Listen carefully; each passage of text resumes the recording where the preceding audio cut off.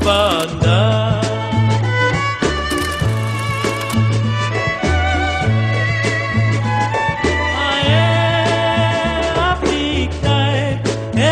Africain, oh liberté.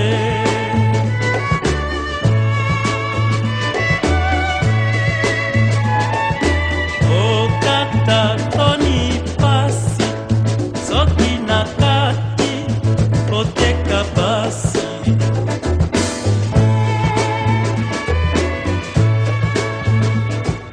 Na pasi oyo ya boye, kai na bana mawa na kokate.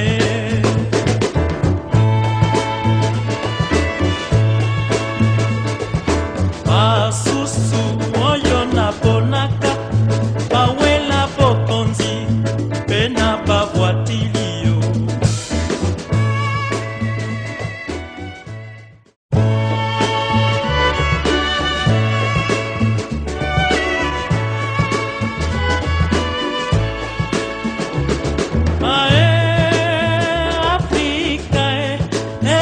Africain, oh Panda.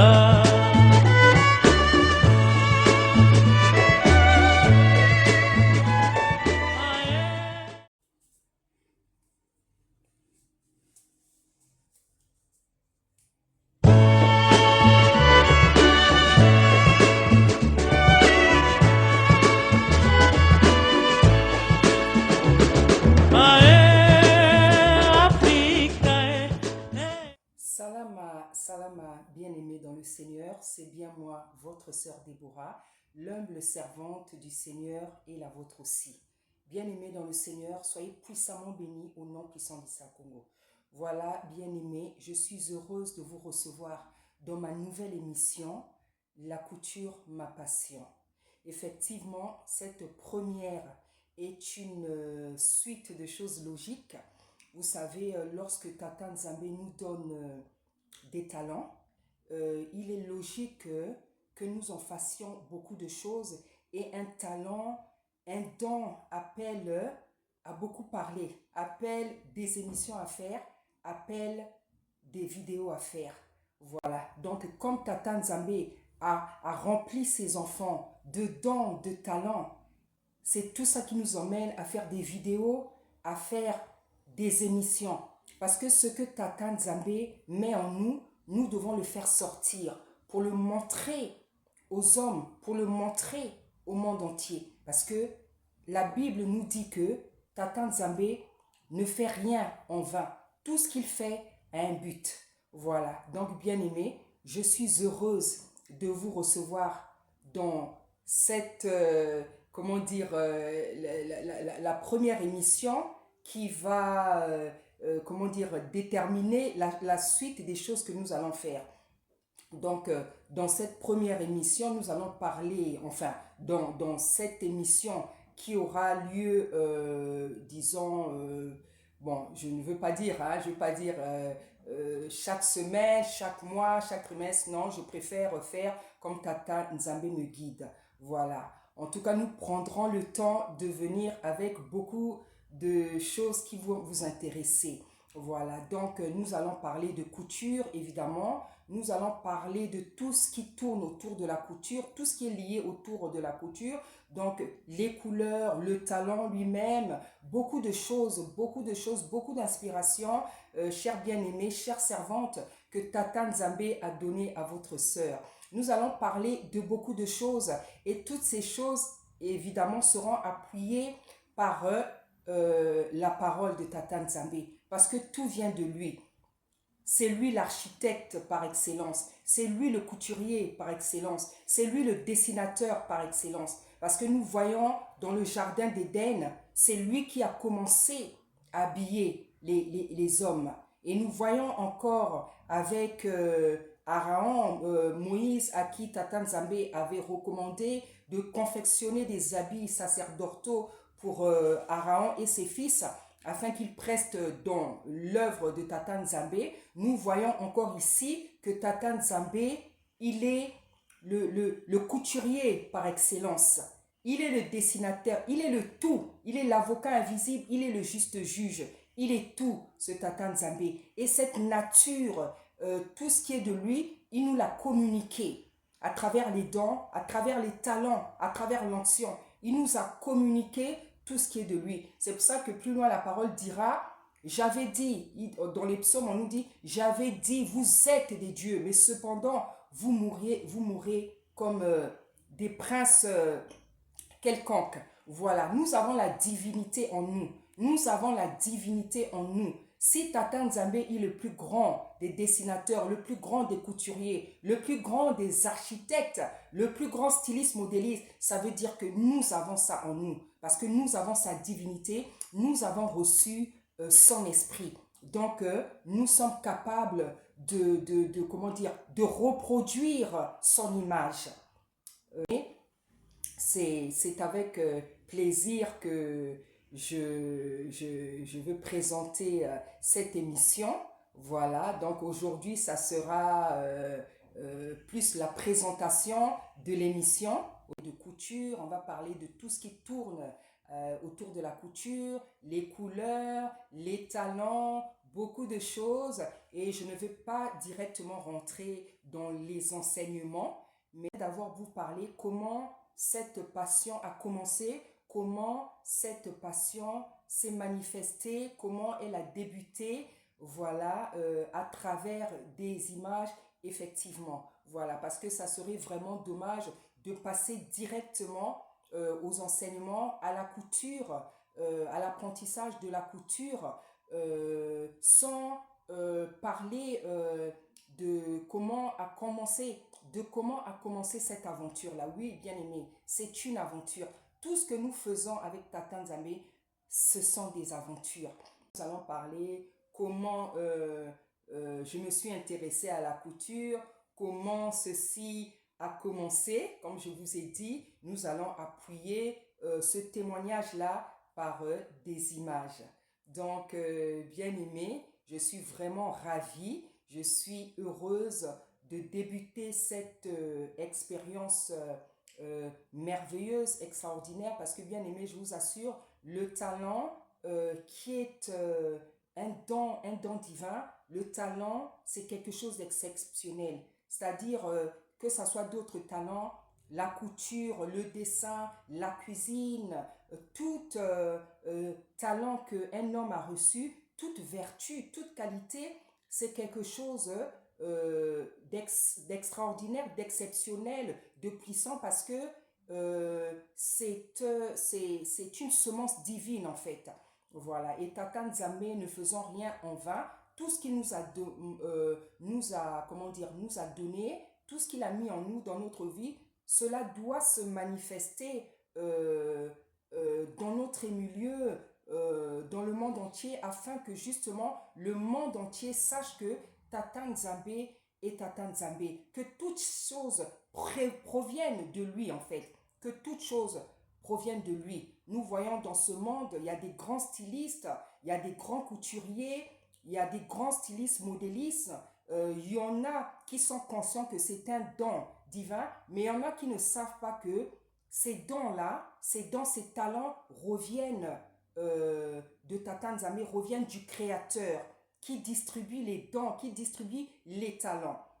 Voilà, je me rappelle un jour, le Seigneur me disait, ce que tu feras avec le tissu sera du jamais vu. Bien aimé, c'est une phrase puissante, c'est une promesse puissante. Et effectivement, lorsque j'ai du tissu dans mes mains, je suis capable de faire des choses terribles, des choses extraordinaires. Donc, bien aimé dans le Seigneur, ça serait vraiment dommage, avec tous ces dons qui brûlent en nous, de ne pas les manifester, de ne pas en parler. Donc, bien aimés, mes chères sœurs, mes chères servantes, couturiers, couturières, vous êtes le bienvenu dans cette émission. Je vous invite à vous abonner le plus rapidement possible afin que vous ne manquiez pas toutes les vidéos que je pourrai poster, car, bien aimé, c'est le début d'une grande aventure. Voilà, donc comme je vous ai dit, je ne vais pas directement commencer à donner les enseignements, mais je veux commencer à vous montrer en fait ce que, donc bien aimé, moi quand j'étais petite, je dessinais tout le temps. quand j'étais petite, je dessinais sans arrêt. En Afrique, bon, c'est vrai, je suis née ici. Après, je suis repartie au pays. Vers 7 ans, je crois, je suis revenue en Europe. Et même au pays déjà, je dessinais déjà sur le sable. Je dessinais sur le sable. Parce que lorsque un don brûle en vous, il vous accompagne sans arrêt. Le don, le talent plutôt vous accompagne sans arrêt. Donc lorsque j'étais au pays, je dessinais déjà sur le sable. Et lorsque nous sommes arrivés en Allemagne, parce que nous avons vécu en Allemagne, voilà, donc je dessinais sans arrêt. Et c'est vraiment la période de ma vie où j'ai commencé à beaucoup dessiner. Je dessinais sans arrêt. Je dessinais une famille, une maison, le nuage, les nuages, la vie, le soleil. Je dessinais la vie en fait. Et surtout aujourd'hui, je me rends compte que je dessinais le foyer. Voilà, parce que je dessinais souvent une maison, une famille, un papa, une maman. Voilà, donc je dessinais le foyer, je dessinais la vie. La famille, c'est le socle de la société. Voilà, la famille, c'est la base de la société. Donc, en fait, les dessins que je faisais étaient prophétiques. Voilà. Et aujourd'hui, je me rends compte que vraiment ce que je dessinais était prophétique par tout ce que je fais aujourd'hui, par tous les dons que Tata Nzamé m'a donné, par tout ce que je fais aujourd'hui. Donc, je dessinais, je dessinais, je dessinais sans arrêt. Et tout en dessinant, bien aimé, je n'aurais jamais pensé un jour que je serais styliste modéliste. Parce que, comme je vous ai dit, je dessinais des maisons, je dessinais la famille. Je dessinais pas des robes en fait, non. Je dessinais des maisons, je dessinais la famille. Voilà. Et quand j'étais jeune, je pensais déjà, quand j'avais 15, 16 ans, j'avais déjà pensé à avoir des enfants. Je pensais déjà à la vie familiale parce que c'est vraiment un don que Tata Nzambe m'a donné. C'est vraiment quelque chose qu'il a mis en moi. L'enfantement, le foyer, tout ça, c'est une part que Tata Nzambe m'a donnée. Voilà. Donc, quand je dessinais toutes ces belles choses bien aimées, je n'aurais jamais su que je serais couturière ou styliste modéliste. Qui s'est présenté pour que je puisse dessiner, c'était donc à l'école, quand on écrivait les poésies, quand on était à l'école élémentaire, quand on écrivait les poésies, on devait faire un dessin par rapport au sujet de la poésie. Donc, c'était encore là des moments de bonheur parce que je voyais que le dessin était, je ne savais pas que c'était un don, mais ça me donnait beaucoup de bonheur. Donc en fait, à chaque fois que je dessinais, c'était un moment de bonheur en fait. Voilà. Donc après, j'ai grandi, je ne sais pas où est-ce que j'ai commencé à dessiner, où est-ce que j'ai repris à dessiner. Mais à 15-16 ans, je mettais déjà des photos de mode, je mettais des photos de mode dans ma chambre. Voilà, je mettais des photos, des images de mode, tout ça. Et j'avais une image que j'aimais beaucoup, c'était un mannequin qui représentait la marque Coco Chanel. Parce que le style que j'aime, c'est le style comment dire, de Coco Chanel. C'est vraiment le style que j'aime. Voilà, la veste avec le col rond, les bordures, vraiment ces ensembles tailleurs-là, j'aime beaucoup. C'est le style que j'aime parce que c'est d'un raffinement terrible. Parce que Coco Chanel, je profite pour vous le dire, c'est ma styliste, modéliste préférée, c'est ma couturière préférée. J'ai lu son histoire, c'était une grande femme, une femme exceptionnelle avec ses qualités et ses défauts. Voilà, une grande femme remplie de caractère, remplie de principes. Et comme j'ai aussi ces choses en moi, j'aime la discipline, j'ai beaucoup de principes. Et Coco Chanel, c'était une femme qui était comme ça. C'est une femme qui n'aimait pas le désordre. C'est une femme qui avait beaucoup de principes. Comme je vous ai dit, elle avait aussi ses défauts, comme tous les hommes. Voilà.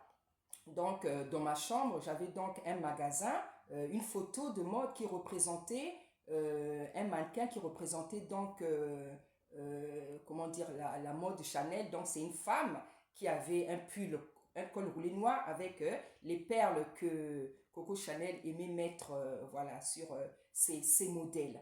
Voilà, j'avais ça, j'avais plein de photos de mode dans ma chambre. Et les grands frères, les amis de mon grand frère, quand ils passaient, il y en avait un qui avait remarqué, il m'a dit, t'aimes vraiment la mode, hein? Il m'a dit, t'aimes vraiment la mode. Donc, ça se manifestait dans ma chambre, ça se voyait. Et voilà, à cette occasion, un ami à mon frère avait donc pu me faire cette remarque. Il m'a dit, tu aimes vraiment la mode, hein? Parce que vous savez, lorsque quelque chose brûle en vous, ça va sortir en fait. Voilà, que ça soit un don spirituel, que ça soit un talent, lorsque quelque chose brûle en vous, ça sort bien aimé dans le... Voilà, donc j'ai évolué comme ça, et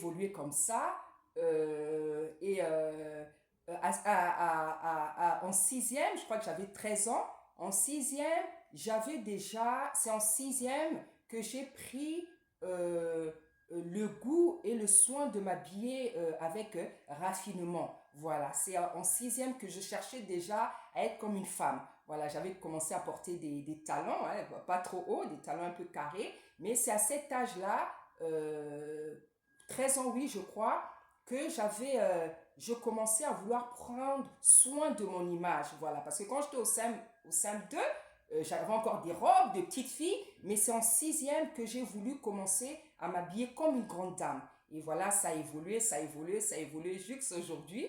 Voilà, donc je suis passée par des phases comme ça. Voilà, donc je faisais très attention au choix de mes habits. Quand je m'achetais des habits, je faisais très attention au choix parce que j'aime beaucoup tout ce qui est classique. Voilà, j'aime le style classique. Voilà, et quand à 14 ans, je suis revenue dans mon pays, voilà, donc euh, une de mes sœurs était restée ici parce qu'elle devait terminer ses études et notre mère nous donnait de l'argent pour que on achète des habits, en fasse des commandes. À l'époque, je me rappelle, on commandait dans le catalogue La Redoute. Voilà, donc c'est ma grande sœur qui nous envoyait les habits par rapport aux commandes que nous faisions. Voilà, donc j'ai acheté des tailleurs, de très beaux habits comment dire, qui reflétaient mon style en fait, le style que j'aimais. Voilà, et j'ai continué comme ça, j'ai continué comme ça. Et quand je suis revenue donc en France en 1989, voilà, j'ai évolué dans ce raffinement-là, dans le goût du vêtement, dans le goût vraiment du raffinement, c'est-à-dire quand je m'habillais, j'aimais vraiment m'habiller, voilà. Et c'est toujours le cas aujourd'hui, voilà, malgré le dépouillement, c'est toujours le cas. Et je profite pour dire que le dépouillement n'est pas synonyme de négligence, de laisser aller, loin de là, loin de là. Voilà. Donc, voilà, quand je suis arrivée, j'ai fait des courses pour aller à l'école parce que mes parents m'avaient donné de l'argent. J'ai fait beaucoup de courses, donc je me suis acheté vraiment des habits que j'aimais et tout. Voilà. Voilà, j'ai évolué comme ça, j'ai évolué comme ça. Donc, à chaque fois que j'avais l'argent, toutes les fois que j'avais l'occasion de m'acheter des habits, c'était toujours des habits classiques en fait. Voilà, des habits classiques. Mais vraiment, je vous dis, vraiment un style classique.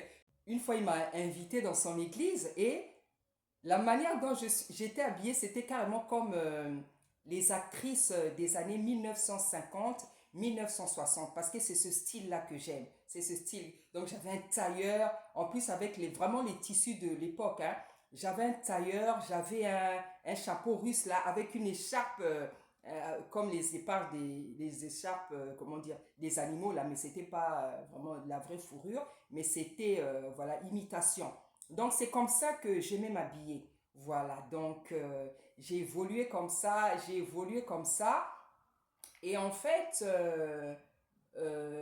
c'est vraiment lorsque j'étais enceinte de mon quatrième enfant, lorsque j'étais enceinte de mon enfant, j'étais, je crois, à 4 ou 5 mois, ou 6 mois, entre 4 et 6 mois, et je m'ennuyais, et j'ai pris une feuille et un dessin, et j'ai commencé à dessiner. Voilà, j'ai dessiné une femme avec une camisole, une belle jupe, un grand chapeau. Et c'était tellement beau, bien aimé dans le Seigneur. C'était tellement beau, j'ai montré ça donc au papa des enfants, j'ai montré à mon premier fils, il me dit, mais maman, c'est très bien et tout. Et c'est comme ça que c'est parti. C'est comme ça, bien aimé, que c'est parti. Voilà, j'ai commencé à dessiner, à dessiner, à dessiner, à dessiner, à dessiner. Et je me rendais compte que ce que je dessinais, c'était très raffiné. On pouvait dire que c'était de la haute couture, parce que c'est vraiment de la haute couture. J'ai bien aimé la haute couture comme c'est défini, c'est pas seulement les grandes marques, hein. La haute couture, c'est ce qui est de qualité, c'est ce qui est raffiné, c'est ce qui est très beau. Voilà, c'est pas parce que ta marque n'est pas connue que tu ne fais pas de la grande couture. Non, tu peux faire de la haute couture sans que tu sois encore connu. Voilà, moi ce que je dessine, c'est vraiment de la haute couture. Voilà, et je dessinais en fait des dessins comme ça. Je dessinais des dessins comme ça. J'ai commencé à dessiner, donc j'ai commencé à dessiner les habits en fait en 2005. Voilà, j'ai commencé à dessiner les habits en 2005, jusqu'à aujourd'hui bien aimé dans le Seigneur. C'est vrai que aujourd'hui je couds, mais je continue encore à dessiner parce que Tata Nzambe me donne toujours des visions. Voilà, il me donne toujours des visions parce que nombreux des habits que je reçois, c'est vraiment des visions. Voilà. Donc, bien aimé, je crois que je vais m'arrêter ici pour la première partie. Voilà, je crois que je vais m'arrêter ici pour la première partie. Donc, je vais vous mettre donc les images de ce que j'ai commencé à faire en 2005. Parce que comme je vous ai dit, ça serait vraiment dommage de passer directement à la couture, aux enseignements de la couture, sans parler de mon parcours, comment j'ai commencé le dessin, comment j'ai commencé le stylisme, modélisme, ça serait vraiment dommage. Donc, c'est pour ça que je vous mets des images et je veux laisser encore des images passées ou alors je ferai ça, je vous mettrai ça dans la deuxième partie, dans une deuxième vidéo. Voilà, donc afin que vous voyez qu'est-ce qui se passe quand Tata Nzambe donne un don à quelqu'un.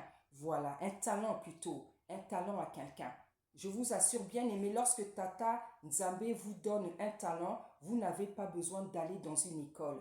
Voilà, vous n'avez pas besoin, c'est avec l'exercice que le talent va se perfectionner. Parce que les gens, quand ils ont vu mes dessins, quand ils voient mon travail, nombreux se sont toujours demandé si j'ai fait une école. Je n'ai pas fait d'école. J'ai voulu commencer à faire du stylisme. J'ai voulu commencer à faire du stylisme, modélisme, mais Tata Nzambe m'a fait comprendre que tu arrêtes toi parce que je t'ai donné ce talent et tu verras les choses extraordinaires que tu feras. Bien aimé, je ne vous mens pas. Lorsque je vois mon travail, lorsque je vois mes dessins, lorsque je vois ce que je fais, moi-même je suis impressionnée, moi-même je suis émerveillée parce que c'est vraiment pas moi en fait, c'est vraiment la main de Tata Nzambe. Je me rappelle en 2005, 2006, 2007, lorsque je dessinais, je pouvais dessiner pendant toute une journée. En tout cas, pendant des heures, je pouvais dessiner. Et les dessins que je faisais, ils étaient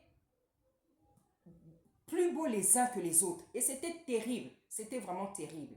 Donc, bien aimé, aujourd'hui, comme j'ai dit, je veux m'arrêter ici. Je veux vous laisser regarder ces merveilleuses images, ces dessins qui datent de 2005, de 2006, de 2007. Voilà. Là, ce sont vraiment mes débuts dans le dessin vestimentaire. Donc, bien aimé, aujourd'hui, je veux m'arrêter ici. Je vais m'arrêter ici. Donc, je vous... bonne vidéo. Soyez puissamment bénis au nom puissant de Congo. Merci.